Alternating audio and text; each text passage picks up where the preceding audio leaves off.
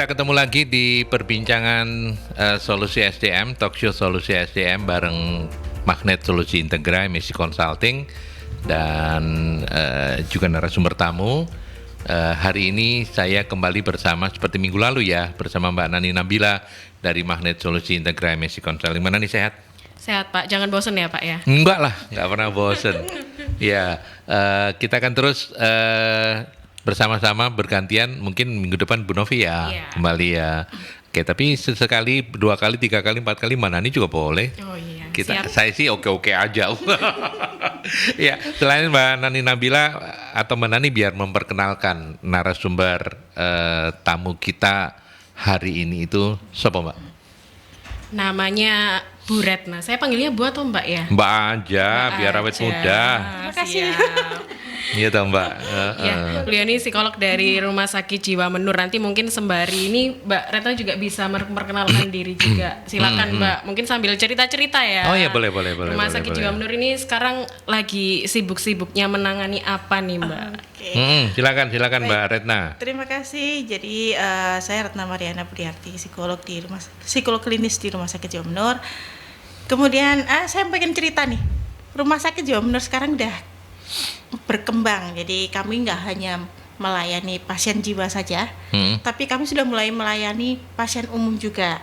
Kami sudah punya klinik dokter spesialis jantung punya, dokter spesialis paru punya, kami juga punya spesialis bedah, objin. Jadi kami sudah melayani banyak hal di Rumah Sakit Jiwa. Tapi namanya tetap ya? Nah, sampai saat ini masih diproses untuk menjadi rumah sakit Nggak pakai jiwa nggak lagi? pakai jiwa, tapi memang ke depannya rasanya semua rumah sakit jiwa sudah nggak boleh pakai jiwa. Jadi rumah sakit apa gitu ya, kayak yang di Lawang itu kan sekarang bukan rumah sakit jiwa, rumah sakit apa gitu loh. Jadi dia nggak pakai jiwa. Wah, mungkin jadi nggak bisa punya guyonan lagi ya? Pak kirim nang menur gitu. RSJ kan? Wah, RSC dah iso wis hari ini. Kami ini sekarang yang juga lagi itu layanan klinik estetik. Estetik ya? Estetik. Jadi kami punya dokter spesialis DV8 ini punya klinik untuk perawatan kecantikan juga. Dengan harga yang bersaing ya. Tentunya. Oke. Betul. Jadi udah maju seperti itu ya Rumah Sakit Jiwa Menur ya, kondisinya. Tapi basically-nya masih tetap Rumah Sakit Jiwa ya. Betul, layanan utamanya masih tetap jiwa. Berkembang nggak sih Mbak orang sakit jiwa itu? Kalau dari sisi jumlah, sorry. Kalau jumlah sebenarnya ya bertambah, bertambah ya? Tetapi gini, sebenarnya bukan jiwa, tapi mental. Jadi layanan kami di psikologi ini kan tidak hanya mengurusin yang pasien rawat inap ya, tapi pasien rawat jalan. Nah, tambahan dari pasien-pasien rawat jalan ini cukup banyak yang datang secara pribadi, kesadaran sendiri untuk konsultasi, gitu. Jadi saya nih ada keluhan nih tentang ini nih, tapi mereka datang bukan sekedar karena rujukan, tetapi untuk karena memang inisiatif pribadi gitu. Karena mereka merasa iya. Oke. Dan ketika pandemi kemarin juga dampaknya cukup besar. Luar biasa sampai sekarang. Oh, dampaknya sampai sekarang ya. Betul, terutama terkait sama sosmed itu. Aduh, luar biasa itu. Ya kita balik ke laptop medeni ya, Mbak. Ternyata semakin digali semakin medeni. Mana nih? Gimana nih? Ya. Dan hari ini kita juga sebenarnya bicara soal kesehatan mental ya. Tapi karena talkshow kita ini talkshow SDM ya, maka kemudian dikaitkan juga dengan benar tak kalau memperhatikan mental health itu identik dengan membatasi karyawan boleh bekerja keras gitu ya Mana nih. Kita mau ngobrol apa hari ini Mana nih? Oke, jadi bener ngomongin mental health gitu ya, tapi bukan semata-mata ke mental health-nya, karena ini kembali lagi ke talkshow Solusi SDM. Mungkin ini mengcapture fenomena saat ini ya, di mana semua lini kerja itu kebanyakan inputnya rata-rata itu dari milenial dan Gen Z. Betul. Lagi-lagi ini ya, ini jadi pembahasan yang hangat. Apalagi kalau sekarang kita lihat berita ya, Gen Z itu menyumbang angka tertinggi tingkat pengangguran saat ini. Oh gitu ya. Benar. Okay. Nah, kenapa kok terjadi seperti itu gitu ya? Macam-macam. Ada yang ketika misal ada dua sisi. Jadi kalau misalnya dari sisi Gen Z-nya itu mereka memang kalau kerjaannya susah dikit gitu ya, minim penghargaan, aku merasa mental healthku terganggu gitu. Nah, dari sisi perusahaan menganggap bahwa lo Gen Z ini kok gitu ya, dikit-dikit mengeluh gitu ya, terus nanti dikasih saran dikit, dikasih kritik, dikira memarahi gitu ya. Tiba-tiba nanti 2 hari kemudian ngajuin surat resign. Dan Gen Z sekarang itu luar biasa loh, kalau ngajuin resign itu nggak bener-bener yang ini nggak mengeneralisir ya, tapi perilaku seperti ini ada. Jadi kan orang resign itu sebagaimana layaknya etisnya tuh menghampiri atasannya, begitu ya, bertemu secara langsung. Tapi ada juga Gen Z yang resign itu lewat chat aja. Iya. Tiba-tiba besok langsung nggak ngantor, bilang saya resign. Kalau misalnya dia diberikan perangkat untuk kerja kayak laptop gitu ya, laptopnya digojekin ke kantor. Oh. Itu pernah terjadi. Gitu ya. Benar. Ini kita lagi mau ini ya, topik yang hangat ini, apa benar sih sebenarnya yang dihadapi oleh Gen Z ini ketika stres dikit terus disebut mental health? Solusinya healing hilang gitu. Healing terus. Healing terus hilang. Makin jauh hilang. Benar. Nah, alasannya pertama healing, tiba-tiba hilang. Nah, ini lantas perusahaan bagaimana ya mengcapture semua ini gitu ya? Bagaimana memberikan solusinya? Kok jadinya mereka nggak bisa totalitas juga terhadap pekerjaan? Betul. Oke. Berarti kita mulai saja dengan coba membantu para teman-teman SDM itu untuk tahu kira-kira batasan dari kinerja yang optimal dalam konteks masih mental health itu seperti apa sih menurut Mbak Retna? Jadi gini, untuk kan kita sering ya dengar istilah maksimal sama optimal ya, kalau di kerjaan ya. Nah, tapi sederhananya ya kerja keras sama kerja cerdas gitu. Jadi kalau maksimal itu seolah-olah semuanya tuh harus dipol-polno gitu loh. Mau usahanya dan sebagainya tuh harus dipol-polno lah. Tapi kalau optimal nggak perlu segitunya. Tapi kita bisa mengeluarkan apa ya? Bahasanya tuh efisiensi.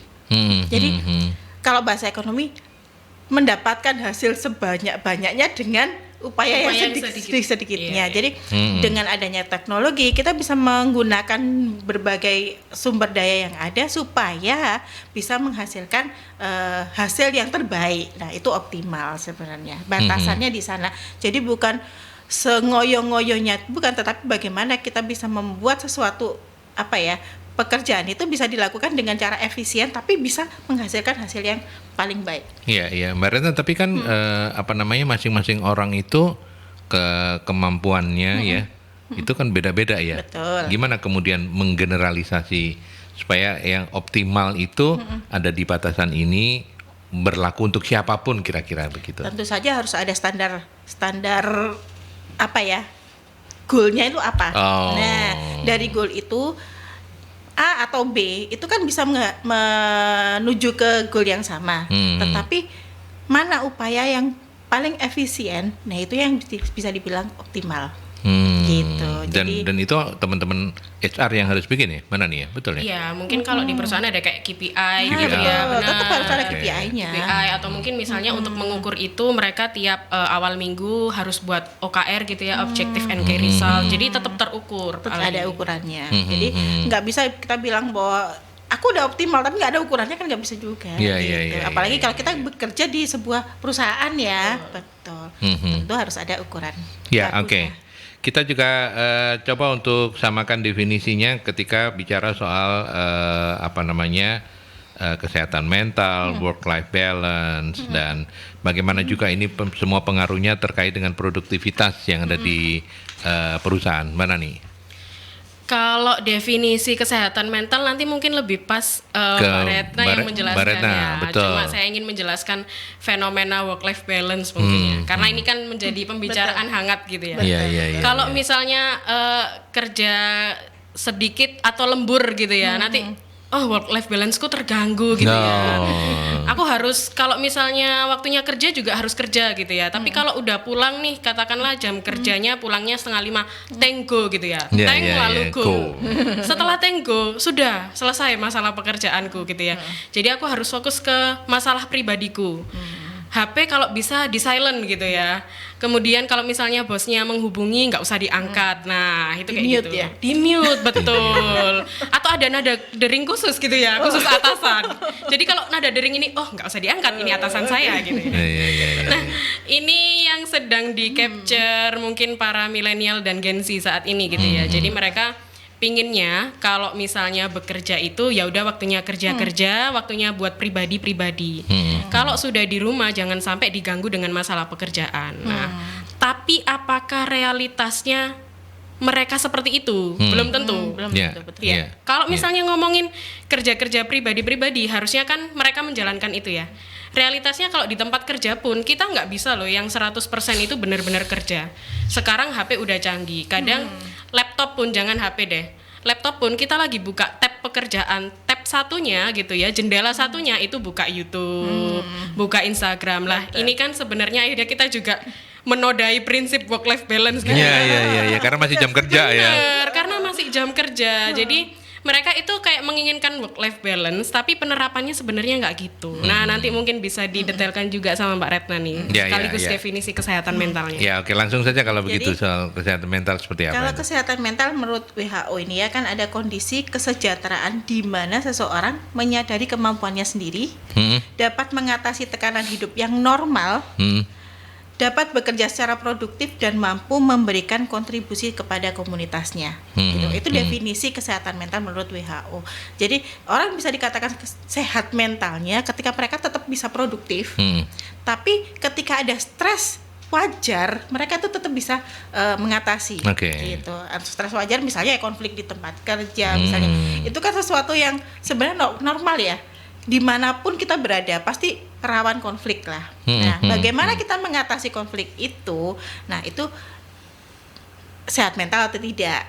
Nah, kalau orang misalnya dikit-dikit misalnya, aduh, kok aku konflik ya? Ini kayaknya lingkungannya nggak sehat deh. Wah, kayak gitu berat ya. Berarti kan dia nggak sehat mental. Memang nggak sehat mental karena untuk konflik sesederhana yang harusnya bisa diatasi, itu saja dia tidak bisa mengatasi gitu loh. Nah, mungkin yang ada pada di Gen Z ini menjadi tadi benar katanya Mbak Nani ya, anak-anak sekarang ngomongnya work life balance tapi dikit-dikit buka sosmed, dikit-dikit pasang status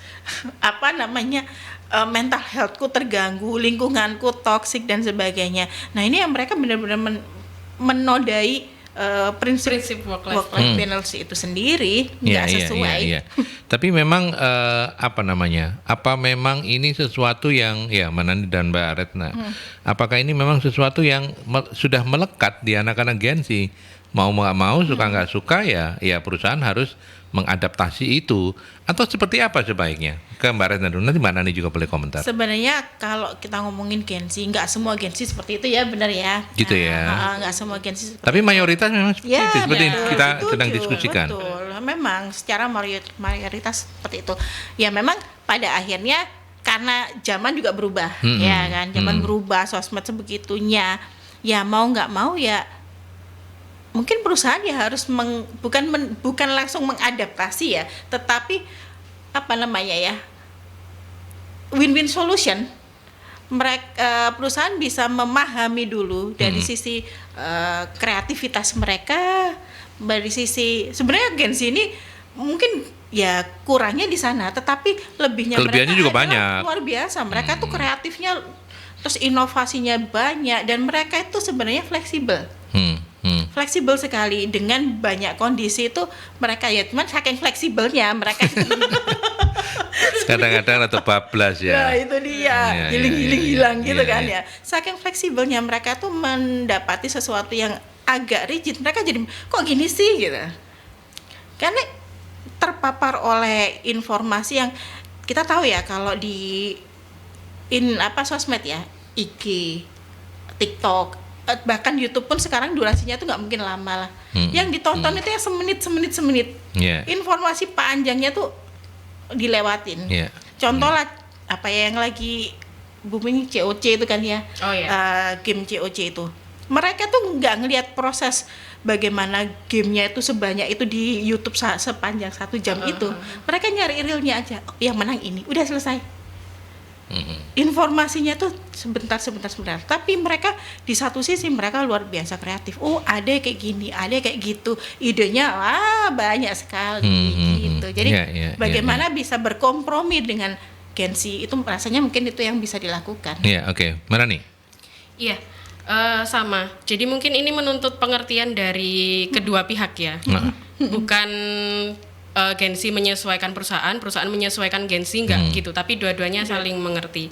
Karena setiap generasi menurut saya itu unik gitu ya. Kalau dulu generasi milenial itu mungkin isunya adalah sukanya cepet-cepet kemudian kerja harus sesuai passion gitu ya.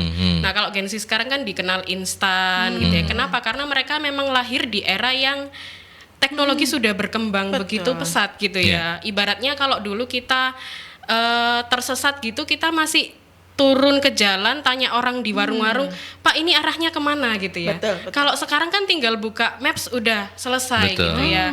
Atau mungkin dulu kita kepingin main, kita tuh harus keluar cari temen kompleks, kita harus ada tekanan untuk kenalan nih, komunikasinya terbangun gitu ya. Kalau sekarang main game online pun selesai gitu. Jadi mungkin kayak daya juangnya itu juga kurang gitu kalau kita melihat. Nah, tapi bagaimana menyikapi ini? Kalau kita tarik ke situ berarti kan gini, sebenarnya mereka ini itu tadi mengcapture informasi, kalau katanya Mbak Retnanya itu sepotong-potong. Karena apa? Karena sekarang yang booming itu kan kalau YouTube kita lihat shorts gitu ya, yang semenit. Kalau Instagram kita lihat reels semenit juga. Kita lari ke TikTok durasinya juga nggak jauh beda semenit gitu. Nah, akhirnya Gen Z itu seakan-akan menjadi dokter untuk dirinya sendiri. Misal ada informasi apa, kok sama gejalanya kayak aku kena mental health gitu.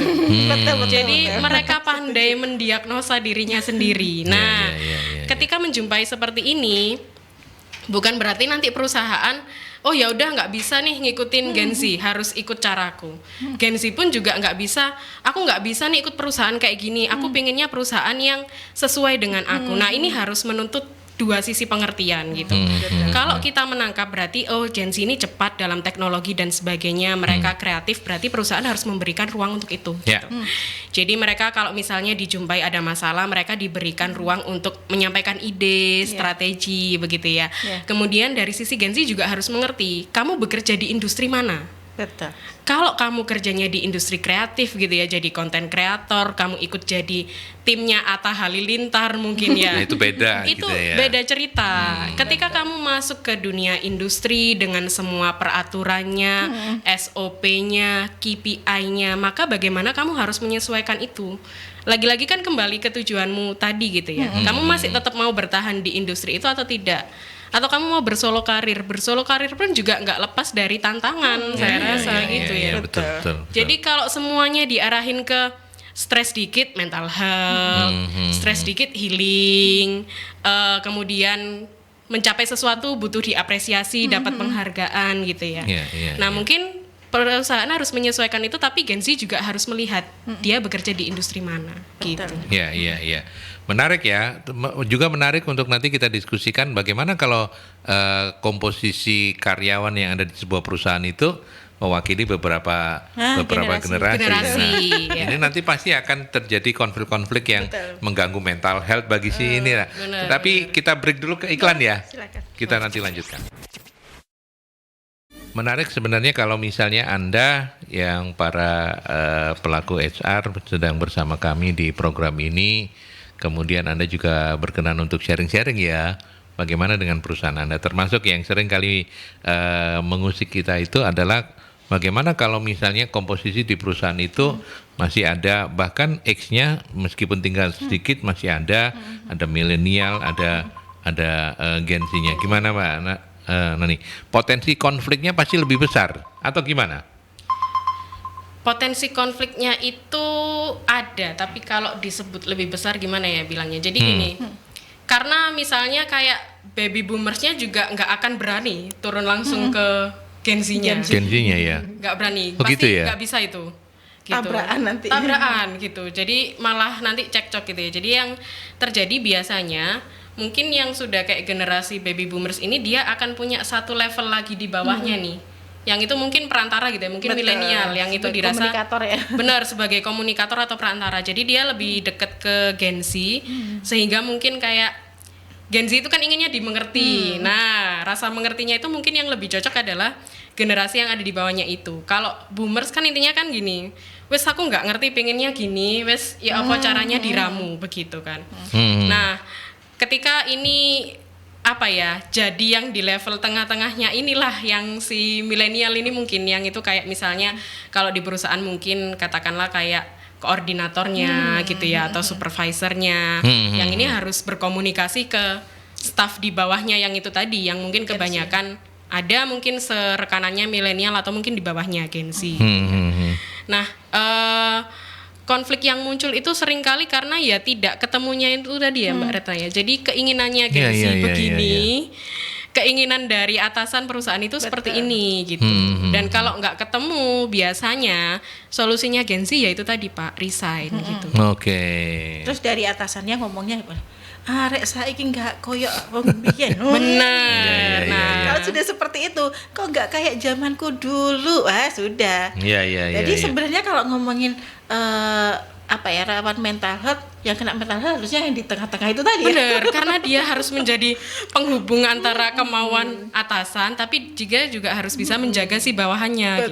Gitu. Jembatan antara atas dan bawah ini yang dia bikin, aduh pusing aku maunya atas begini, bawah ini nggak bisa di itu. Jadi yang sebenarnya yang rawan yang kejepit yang di tengah-tengah gitu ya. Tapi Mbak Retna menarik juga untuk teman-teman HR menjadi tahu gitu yang bagi yang belum tahu ya. Kenapa kemudian bagi anak-anak Gen Z work life balance itu menjadi penting banget? Kenapa ya? Jadi gini, seperti saya tadi sampaikan ya, sosmed itu kan sekarang luar biasa ya paparannya. Jadi informasi itu bukan hanya sekedar informasi. Kalau dulu kita TV itu ada batasnya juga kan ya. Ada iklan sehingga ada jeda yang mereka harus bisa menerima. Sekarang orang itu tinggal scroll, nggak suka scroll. Ganti informasi ya pokoknya yang saya suka. Nah, informasi terkait dengan mental health itu juga jadi banjir informasi yang sebenarnya informasi itu ya kalau itu benar. Ya kalau itu baik atau bermanfaat. Masalahnya mereka menelan itu semua tanpa filter. Ketika sudah informasi sepotong-sepotong, mereka telan mentah-mentah dan itu menjadi penting buat mereka karena relate. Yang dicari itu kata kuncinya itu ya, relate-nya itu, bukan benernya. Bukan benernya, tapi relate nggak sih sama aku. Misal nih ada quotes atau apa ya, yang orang ngomong sendiri di reels gitu tuh loh Mbak. Nah itu kan mereka seolah-olah bahwa work life balance itu penting karena kita tuh harus mementingkan mental health kita. Terus mereka yang misalnya nih abis dapat teguran di kantor nih, mereka tiba-tiba relate ya, aku tadi juga dimarahin loh di kantor. Jadi gini ya, berarti aku nggak sehat mental dong, mentalku terganggu dong. Ya, lingkungan kerjaku toksik dong. Nah, iya, nggak gampang ngejudge ya anak-anak Jadi Gen memang Z itu ya. akhirnya yang seperti ini benar kan? Kata kuncinya itu ya relate tadi itu. Nggak sama aku, gitu doang. Nggak cocok, ya ganti. Nyarinya yang relate, nyarinya yang relate. Bukan nyari yang benar, bukan nyari yang baik untuk dirinya, tapi nyari yang relate sama diri sendiri. Gitu. Nan, apakah itu juga artinya bahwa anak-anak Gen Z itu memang kurang bisa diajak bekerja keras atau seperti apa yang paling benar kita memaknai? Anak-anak Gen Z memang punya kelemahan-kelemahan tadi kita sudah bahas ya. Tapi mereka punya mereka punya kelebihan yang luar biasa juga. Tapi apakah kelebihan itu mereka bisa diajak kerja keras? Menurut versinya mungkin anak-anak orang milenial atau Gen X gitu loh. Sebenarnya bisa ya. Cuma memang kita itu kan tumbuh tergantung di mana lingkungan kita gitu ya. Nilai-nilai lingkungan itu kan mempengaruhi pengaruhnya kita. Besar, itu ya. yang membentuk kita. Nah, ketika yang terjadi di Gen Z itu dia tumbuh dengan tadi ya teknologi yang berkembang pesat, ngambil info yang sepotong-potong. Mereka jarang komunikasi di real life-nya. Nah, akhirnya kan mereka punya pemahaman bahwa ya udah yang relate yang aku ambil, yang sesuai dengan diriku gitu. Nah, ketika dia merasa yang sesuai dengan dirinya adalah contoh misalnya, kerja lembur tuh nggak bagus loh buat kesehatanmu. Kerja lembur tuh bikin mental health-mu terganggu loh. Nah, ketika dia akhirnya merasa, pernah nih ada momen misalnya dia kerja lembur, kemudian dia merasa capek, akhirnya dia langsung ting gitu ya. Salurannya langsung ke konten yang relate itu tadi. Ih bener nih, ini udah nggak bener nih lingkungan kerjaku gitu. Padahal nggak semuanya kan bisa dipukul rata kayak gitu ya. Iya, Kayak misalnya kita tadi menyikapi gap generasi. Kita mau satu tim, tapi ada yang baby boomers, ada yang milenial. Yang Gen Z mau komunikasi ke baby boomers, ih kok sulit banget ya. Mereka kok alot banget. Kayaknya mereka bombastic side S gitu ya. Mandangnya ke aku gimana. Ketika nemu konten yang cocok, oh relate. Oh ini mental healthku terganggu. Padahal bukan mental health. Bisa jadi kayak kemampuan adaptasimu tuh lo kurang. Cuma gitu aja sebenarnya. Belum dicoba. Yang muncul itu udah overthinking gitu misalnya. Kayak gitu sih Pak Aldi. Gitu ya, lebih relate tadi itu ya kata kuncinya Bener. ya. Padahal kerja keras ya bisa ya harusnya. Ya, Mbak. Jadi mungkin nyari sesuatu yang harus relate sama dia supaya dia tahu bahwa oh ini aku relate deh sama aku. Jadi aku mau memberikan usaha yang lebih deh. Kecuali kalau kayak gitu. Jadi mereka bisa dicarikan apa ya? Berarti atasannya juga mesti mengikuti cara berpikirnya anak-anak Gen Z ya. Supaya bisa paham betul. Tadi kita sudah bicara soal KPI dan segala macam begitu. Anak-anak Gen Z itu alergi nggak dengan KPI? Secara umum ya, artinya gini, kan tadi kita sudah bahas kerja keras atau kerja optimal itu harus ada KPI. Tetap harus ada standar. Nah ini mengingatkan tadi nggak bisa isi ini lebih menang-menangan nggak bisa, semuanya harus kompromi gitu ya. Tapi kan tetap ada KPI. Betul. Nah gimana anak-anak Gen Z melihat KPI? Apakah itu waduh kok ini mental healthku terganggu? Atau gimana Mbak? Sebenarnya kalau saya melihatnya sebenarnya masih lah bisa ya harusnya ya, tergantung dari yaitu tadi apakah itu sesuai dengan diri mereka atau tidak. Sederhananya gini, saya punya anak SMA nih, anak SMA KPI-nya apa ya ujian nasional kan ya, atau UTBK-nya mereka masuk ke universitas yang mereka inginkan atau tidak, seperti itu ya. Kalau mereka punya passion ke sana, mereka akan mengusahakan sebaik-baiknya yang bisa dilakukan. Aku pengen nih ke sana, pasti dia akan mengusahakan. Oh gitu ya. Entah itu kursus ini itu dan sebagainya, atau ikut lomba ini. Bahkan inisiatif bisa muncul dari dia sendiri. Betul. Karena memang dia passionnya ke sana gitu. Dia punya tujuan ke sana. Tapi kalau dia nggak ada tujuan, ya gimana ya? Saya punya anak yang satunya lagi tuh masuk alfa ya, dia baru kelas SD. Dan memang paparan informasi yang ada kan seolah-olah bekerja sebagai entertain itu kan sesuatu yang mudah kan, dan mudah untuk menghasilkan uang gitu loh. Nah ada kadang-kadang terceletuk misalnya, aku loh pengen jadi apa? Tadi saya cerita apa? YouTuber gaming. Hah? Saya bilang apaan tuh? Ya kan enak nih, bisa sendiri dan sebagainya. Hah? Jadi gini loh yang dipikirin sama generasi sebelumnya. Karena mereka ini ya. Iya, kalau kita orang tua itu anakku ini gede tadi opo. Nah, saya sampaikan YouTuber gaming itu juga harus bekerja keras, cari follower itu nggak gampang dan sebagainya. Oh iya. Jadi tetap harus apa? Ya belajar, ya oke. Nah, fungsinya orang tua memang harus seperti itu. Nah, ya itu tadi saya bilang sepanjang mereka tahu tujuannya, bisa kok. Iya. Kata kuncinya tetap relate ya. Artinya sesuatu yang menurut dia relate dia pasti akan kejar gitu ya. Gitu. Tapi kalau aku nggak suka ini, nggak real sama aku, ngapain aku ngoyo-ngoyo? Emang nggak bisa diarahkan sama sekali ya? Kan bisa, sekarang artinya gini, mungkin ini kita agak out of context ya, karena kita bicara soal keluarga bukan di tempat kerja gitu. Ada orang tua yang kepingin anaknya itu bekerja atau menempuh pendidikannya untuk ini supaya nanti jadi orang tua yang tapi kalau itu nggak sesuai. Zaman dulu gitu kan, misalnya orang tuanya pengen anaknya jadi dokter. Ya, atau jadi PNS atau sekolah kedinasan atau apa gitu. Tapi ya kalau anak-anak yang sekarang apakah memang 100% nggak bisa diarahin atau sebenarnya ada cara-caranya juga? Ada triknya. Yang penting komunikasi. Yang penting komunikasi. Betul. Jadi masuklah lewat pola pikirnya mereka. Jadi ya sama kan di tempat kerja ya, kalau ngomong sama Gen Z ya masuknya lewat cara pandang mereka. Sebenarnya menurut kamu gimana dulu gitu loh. Jadi kalau di psikologi itu namanya pacing baru leading kan gitu ya. Jadi kita masuk dulu lewat caranya mereka, pola pikirnya bagaimana sih, kita memahami dulu baru nanti kita bisa masukkan ke gitu ya. Value kita baru gini loh maksudnya. Nah, padahal gitu. Semakin old generasinya itu semakin suka tutur-tutur ya. Itu itu paling nggak sih jadi juga, tutur tinular kan. Anak Nggak sekarang bisa Gen Z ya nggak dinasehati nggak bisa, ditutur nggak bisa. Jadi ya. kita coba Gimana, menyelami mereka dulu mungkin ya. Kayak tadi misal dia pingin jadi YouTuber, konten kreator.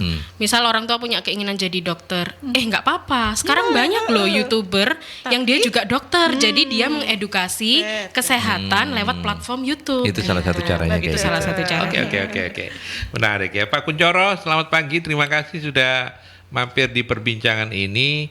Kalau kata Pak Kuncoro gini, berarti Gen Z itu bisa diartikan kerja sedikit banyak healing. Bagaimana sebaiknya memberikan beban pekerjaan pada Gen Z? Istilahnya kalau baby boomers bisa 3-4 pekerjaan, apakah ini juga bisa dikerjakan Gen Z maupun milenial? Silakan ke Mbak Nani, nanti mungkin Mbak Retna juga bisa menambahkan. Oke. Kalau memang itu sesuatu yang dia sukai, sebenarnya menurut saya 3 atau 4 pun masih bisa. Cuma kita berangkat dari KPI tadi ya. Mungkin KPI-nya tidak harus terlalu yang detail begitu ya. Tapi misal gini, kita berikan target, pokoknya misal program ini harus jalan, pesertanya harus sekian. Kreativitasnya kita serahkan ke mereka. Entah itu mereka mau pemasarannya lewat online, mereka mau kolaborasi program apa, itu kita support gitu loh. Dan kita juga bantu menyelami mereka ya. Gen Z itu suka tantangan loh gitu. Jadi dia juga suka tantangan. Jadi kalau misalnya dikatakan dulu boomers bisa 3-4, Gen Z pun bisa. Bisa ya. Kalau itu memang dia terpacu gitu ya untuk mengambil tantangan itu. Jadi mungkin kalau dia suka reward, kita tunjukkan apa sih kelebihannya nanti kalau kamu mau mengambil pekerjaan ini gitu ya. Misal ketika klienmu itu bertambah, kamu programmu jalan gitu ya, nanti kamu dapat reward apa gitu, atau nanti kamu dapat promosi jabatan. Dengan begitu kan mereka jadi punya semangat gitu ya. Ini aku harus ngapain sih. Jadi sebenarnya bisa kok, Gen Z tetap bisa. Cuma memang untuk mengarahkan mereka mungkin kita harus pakai cara-cara yang tadi ya, kuncinya relate dengan juga mereka. gitu. Betul. Anak-anak Gen Z itu mata duitan nggak sih, Mbak? Iyalah. Iya, Pak. Iyalah. Oh iya ya. Kalau saya boleh Saya cerita. pikir orang healing itu terus kemudian gak mikir duit pokoknya. Tidak. Gimana? Justru karena mereka pingin banyak healing itu, pemasukannya juga harus banyak gitu. Healingnya Gen Z sekarang itu Pak, bukan sekedar ke Bali, Iya, tapi iya, udah iya. mikirin Singapura, Thailand, Iya. KL kayak gitu. Betul. Nah, ketika saya itu keliling, kita kan MSI juga collab dengan Disnaker ya. Kita harus memberikan pembimbingan-pembimbingan ke SMK. Nah, ini ada kejadian lucu. Ketika ke SMK itu saya kayak tes gitulah, saya tanya gitu ya. Ayo nih nanti setelah SMK siapa yang mau kuliah, siapa yang mau langsung kerja sambil kuliah atau nikah aja gitu ya. Yang kerja ini ketika ditanya, nanti harapan kamu bekerja gimana? Ya yang gajinya 10 juta. Oh, baru keluar SMK terus masuk kerja mau gaji yang 10 juta gitu ya. Itu saya sama Bu Novi sambil lirik-lirikan gitu ya. Gitu. Terus gini, terus kalau gambaranmu kerja yang dapat gaji 10 juta tuh yang gimana? Ya yang nggak usah susah-susah gitu ya. Nah, itu menjadi tren sekarang gitu ya. Jadi yang mereka ada di pikiran mereka itu karena mungkin dari informasi sosial media itu juga ya kayak menggambarkan healing itu betul, kayak betul. gini. Akhirnya mereka tuh kayak harus aku harus pencapaian, gajiku harus banyak. Betul. Kalau bisa ambil side job di luar perusahaan yang sekarang. Iya. Jadi maunya gaji 2 digit. Benar. Iya. Dulunya. Mungkin karena mereka memang paparan dari anak-anak konten kreator yang kebetulan artis juga itu kan jadi kan gaya hidupnya kayak begitu ya. Oke. Betul. Mungkin Mbak Retna punya sudut pandang yang lain atau cerita yang lain yang nggak kalah serunya atau tadi itu soal anak-anak Gen Z bisa kerja keras atau enggak itu gimana kalau Bisa menurut? sebenarnya, saya bilang tadi sepanjang itu relate sama mereka ya tadi goalnya mereka tuh gede.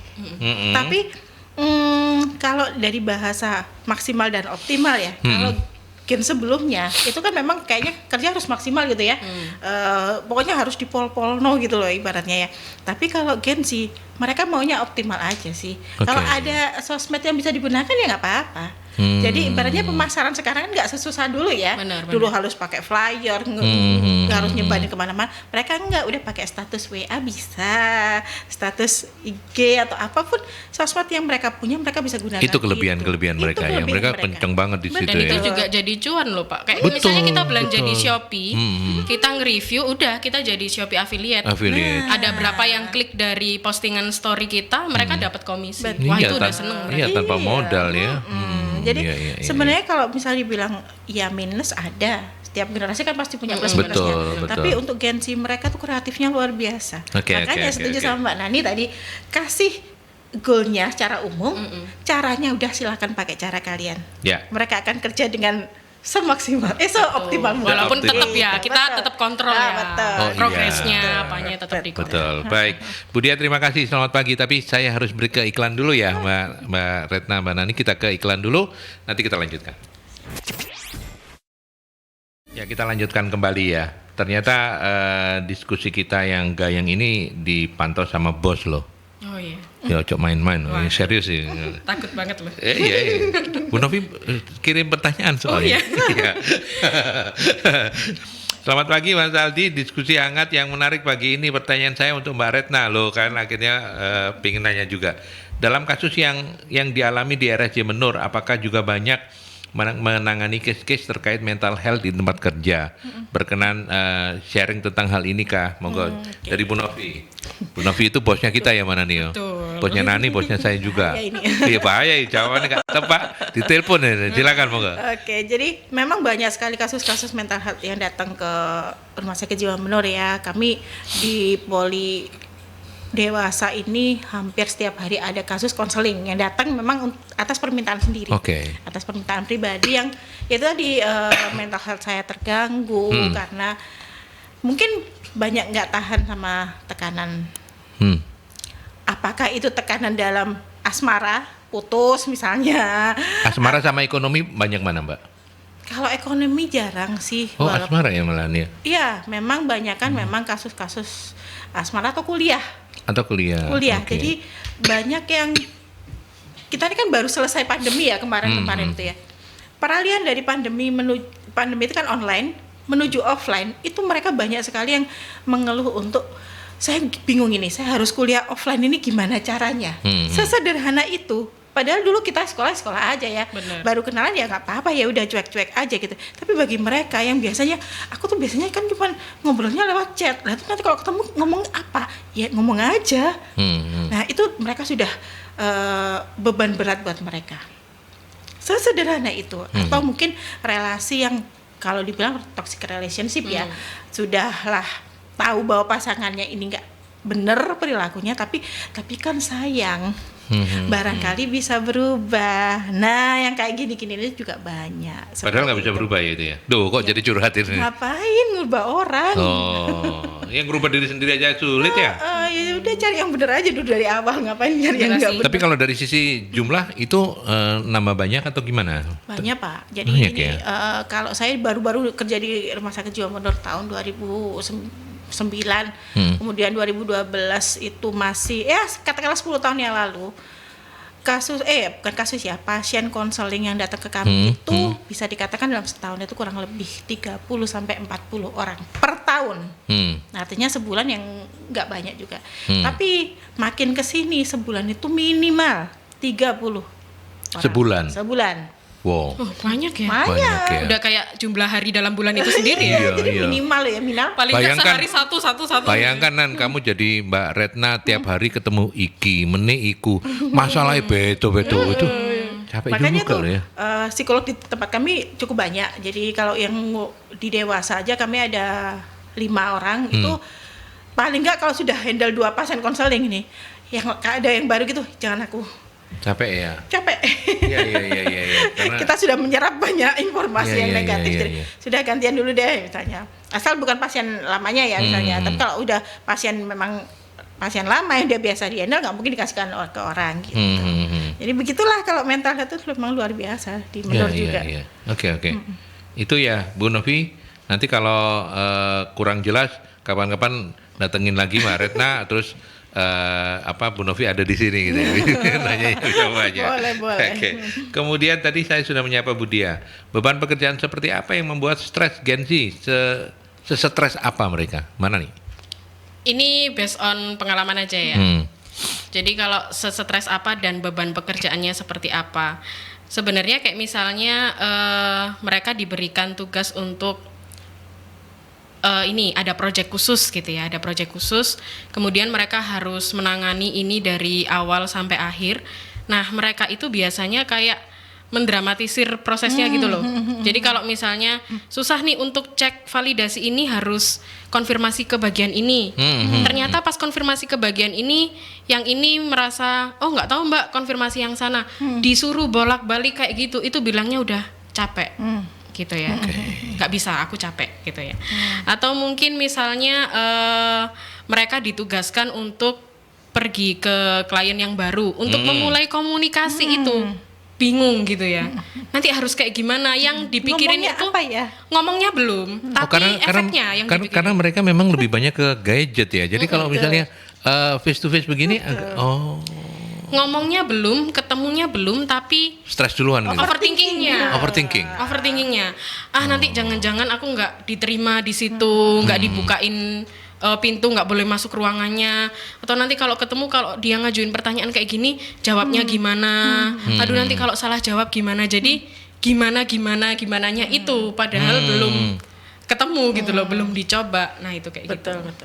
Padahal sebenarnya kalau Tambahan. misalnya mau dibikin solusinya bisa ya. Katakanlah itu kan mereka sebenarnya bagus ya bikin what if skenario ya kan ya. Mau seandainya nanti begini. Nah, tapi mereka lupa nyari solusinya gimana. Harusnya kan misalnya nanti kalau ketemu orangnya pas nggak ngerti ngomong apa, gimana ya? Jangan berhenti di gimana. Kan bisa nih. Oh, kalau misalnya aku ketemu orangnya canggung, aku nyari topik apa ya enaknya. Kan sebenarnya bisa di sana ya, tapi mereka lupa di situ. Jadi mereka banyak aduh nanti kalau begini gimana dong? Tapi nggak dijawab sendiri. Kebanyakan pertanyaan. Seperti itu. Ketika stres ya tadi itu healing gitu. Iya, hilang. Healing akhirnya hilang. Oke, itu Bu Dia ya. Mudah-mudahan menjawab. Kemudian ada Mbak Tika. Lagi rame di media sosial kalau proses rekrutmen kerja di Indonesia itu dinilai ribet. Tinggi badan harus sekian, harus pakai SKCK, izin orang tua dan sebagainya. Sebenarnya kalau di luar negeri cukup menggunakan syarat skill sudah diterima kerja dan gajinya gede. Ini menjadikan Gen Z mental health-nya terganggu karena ribet. Apa komentar Mbak Nabila dan Mbak Nani soal ini? Kalau saya Kok Mbak Nabila dan Mbak Nani? ya itu satu orang yang sama. Mbak Retna ini. Silakan. Jadi kalau Ada saya, Mbak Retna, Mbak Tika ya. Karena yang Mbak Retna, kemudian ini Mbak Nani. Silakan Mbak Nani. ya, kalau saya sih itu kompleks ya. Maksudnya itu kan juga tergantung sistem di mana kita tinggal gitu ya. Kalau kita bicarain ideal, ya sebenarnya ya bagus memperhatikan merekrut seseorang berdasarkan skill, kompetensinya itu juga bagus. Karena kalau memang di Indonesia kan dibatasi umur, kadang untuk pekerjaan tertentu juga gender gitu. Karena memang mungkin pekerjaannya terlalu teknis di lapangan, membutuhkan angkat beban dan sebagainya. Gimana nih Mbak Retna? Jadi maksudnya kan ini kompleksnya itu karena yang ditanyakan, iya kita paham sebenarnya kita juga berdasarkan skill, tapi kita juga ada di Indonesia Ya, nih iya, dengan betul, sistemnya yang betul. seperti itu. Jadi ya mau nggak mau kalau pengen kerja di Indonesia ngikutin aturan yang ada. Gitu ya. Tapi memang betul itu menjadi kendala yang dirasakan anak-anak Gen Z. Ya. Angel, si ribet kayak gitu. Secara umum mungkin itu yang dirasakan oleh Secara mereka. umum mungkin, tapi sebenarnya kalau mereka mau berusaha mencari, sebenarnya juga ada sih peluang-peluang Ada, ya. itu. Maksudnya nggak semua perusahaan loh pakai syarat yang kayak Seribet itu Betul, gitu ya. betul, Oke, setuju. oke. Pada beberapa perusahaan memang harus mengikuti prosedur tes A, B, C, D dan sebagainya. Tetapi pada perusahaan yang lain enggak juga. Pengalaman di suami saya malah kalau suami saya itu kebetulan ya lulusan teknik ya. Jadi kalau misalnya mau cari kerjaan gitu, mereka saling sharing antara grup ikatan alumni. Rip ada Oke, kerjaan di sini nih, iya. gitu misalnya. Oh oke. Ketemu janjian wawancara udah deal-dealan selesai misalnya. Tapi karena itu kan sudah punya portofolio panjang, Betul, kemudian sudah ada kompetensi di sana. Nah, mungkin maunya Gen Z ini atau secara umum ya masyarakat nggak usah ribet-ribet, kenapa sih? Iya. Gitu lah. Padahal ya tetap harus ada portofolio. Balik lagi kita, mungkin ke gitu daya ya. juangnya ya. Mungkin dia pernah ngelamar pekerjaan, kemudian karena terbentur syarat-syarat yang Betul. tadi nggak keterima, nyoba lagi nggak keterima, selesai gitu. Sebenarnya kalau daya juangnya tinggi, dia mau berusaha, banyak loh masih peluang-peluang lain yang nggak melihat persyaratan itu tadi gitu. Cuma mungkin karena ada pengalaman tertolak, ya udahlah capek lah, gitu, nggak bisa lah gitu. Betul sebenarnya. Iya, oke. Dan kita ini dibatasi waktu ya. Kalau enggak bisa ngobrol sampai besok ini ya. Menarik karena menarik banget ya. Tapi kemudian untuk membantu teman-teman HR yang sekarang sedang mendengarkan talkshow kita itu tentu ada strategi-strategi yang bisa digunakan untuk meningkatkan kinerja tanpa mengorbankan kesehatan mental ya. Seperti apa saja kira-kira Mbak Retna? Spill sedikit lah. Strateginya apa aja yang Jadi mungkin kalau misalnya kita ngomongin kerjaan yang ikut di mungkin perusahaan bisa memberikan layanan konseling. Itu kalau kita ngomongin kesehatan mental ya, bisa memberikan layanan konseling bagi pekerja-pekerja yang mungkin merasa, aduh aku udah mulai stres nih, misalnya seperti itu. Tapi jadi strateginya ya menyediakan layanan konseling ya untuk anak-anak yang mulai merasa stres. Itu hal sederhana. Tapi hal yang lain mungkin yang bisa dilakukan ya itu tadi, menjembatani dan mengkompromikan bahwa ini loh agensi sekarang. Jadi yuk pahami dulu sebenarnya mereka tuh bisa apa, potensinya apa, galilah seperti itu. Gitu ya. Oke, ini ada Mbak Nisa last minute ya. Bagaimana kalau yang Gen Z adalah bos kita? Sebagai generasi X dan baby boomers, pintu masuk untuk membangun komunikasinya dari mana? Apakah jadi ini bosnya bosnya Gen Z, anak buahnya itu mungkin milenial atau X gitu ya. Nah, cara membangun komunikasinya seperti apa? Apa betul Gen Z hanya nyaman ngobrol dengan anak-anak Gen Z gitu? Pengalaman Mbak Nani, nanti juga Mbak Retna boleh. Kalau pengalaman kebetulan sebenarnya saya belum pernah menghadapi itu sih. Kebetulan selama ini ya memang secara staff lebih muda generasinya, kemudian atasan lebih senior lebih gitu. Senior lagi gitu. Tapi kalau misalnya mau ditanyakan seperti apa, sebenarnya caranya balik lagi ke win-win yang tadi ya. Maksudnya gini, kalau memang ternyata atasan kita itu yang lebih Gen Z gitu ya, biasanya itu kendalanya di si bawahannya nanti yang akan sulit untuk menyesuaikan atasannya, karena dia kan udah terbiasa nih sama hal-hal yang detail, perintilan gitu ya. Sedangkan si atasannya mungkin menuntut sesuatu yang fresh gitu ya. Ide yang baru. Betul. Nah, kalau kayak gitu case-nya, menurut saya penting juga nih untuk yang bawahannya juga melakukan penyesuaian. Maksudnya coba keluar dari template gitu ya. Coba keluar dari template, coba cari ide-ide yang lebih baru lagi, sehingga yang ada nanti bosnya bukan apa sih kamu ngomong apa sih, jenuh terlalu kuno caranya, tapi lebih banyak yang dieksplor hal-hal yang baru lagi. Gitu ya. Mbak Retna mau nambahin? Ini pengalaman saya, ya syukurlah direktur saya itu yang sekarang itu luar biasa kekinian. Jadi kalau mau buka-buka IG-nya Rumah Sakit Jiwa Menur itu kami sudah mulai banyak konten. Dan ini dimulai dari ide-ide direktur yang ya walaupun beliau bukan Gen Z, tetapi beliau itu luar biasa kekinian sekali, sehingga kami sekarang punya tim media, dan idenya dari tim media ini Gen Z banget. Ayo bikin konten yang ternyata tadi kami ini baru tahu bahwa bikin konten yang buat 1 menit itu butuh waktu kadang-kadang 1 jam. Kontennya kayak gini konsepnya ya, ayo take, nggak cocok ganti, nggak cocok, gini ya ternyata dan ini pengalaman baru buat kami yang bukan Gen Z. Dan benar kata Mbak Nani ya, memang kami ini yang bukan Gen Z ya, memang harus keluar dari template itu tadi, kita mengikuti. Iya. Intinya adalah saling komunikasi. Betul. Itu penting ya. Kompromi. Kemudian saling kompromi. Betul. Tidak ada kata lain kecuali itu untuk bisa menyelesaikan semuanya. By the way, terima kasih banyak Mbak Retna. Sama-sama. Sehat-sehat terus ya. Salam untuk keluarga. Amin. Salam untuk teman-teman di Rumah Sakit Jiwa Menur. Iya, boleh main. Iya. Nanti saya tak bawa Nila ke sana ya. Nila mau ikut tak ke Rumah Sakit Jiwa? Mau katanya. Mbak Rani, thank you ya. Ada kegiatan apa saja MSI? Mungkin mau di-sharing. Oke, kalau di MSI sendiri nanti tanggal 24 Agustus kita jalan untuk pelatihan dan sertifikasi bidang MSDM. Kemudian di tanggal 31 ada public relation atau kehumasan dan sekretaris administrasi. Di tanggal 7-nya ada pelayanan prima dan public speaking.